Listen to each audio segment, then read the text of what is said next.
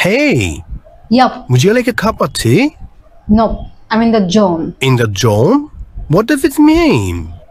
Oh, come on. Why don't you practice English? Oh boy. Please watch the video. You'll definitely learn. Don't disturb me now. Alright. I'll watch.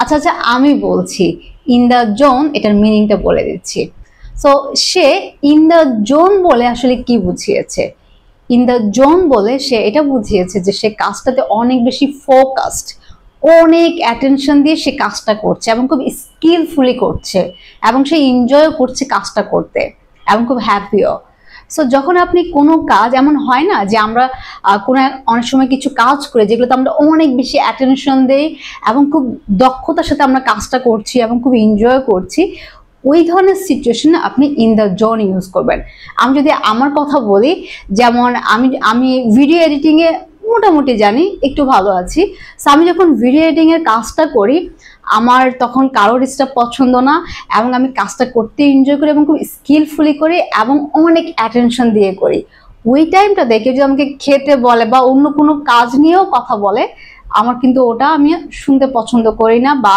শুনতে চাই না কারণ আমি খুব attention দিচ্ছি আমার এই কাজটাতে সো তাহলে আপনারা বুঝতে পারছেন ইন দ্য জোন আপনি কখন ইউজ করবেন যখন আপনি কোনো একটা কাজে খুব অ্যাটেনশন দিয়ে কাজটি করছেন এবং যেখানে আপনার অনেক ইফোর্ট আছে স্কিলফুলি কাজটি করছেন এবং এনজয় করছেন ওই ধরনের সিচুয়েশনে আপনি বলবেন যে in the zone I am in the zone alright catch you in the next class bye bye use it in your daily conversation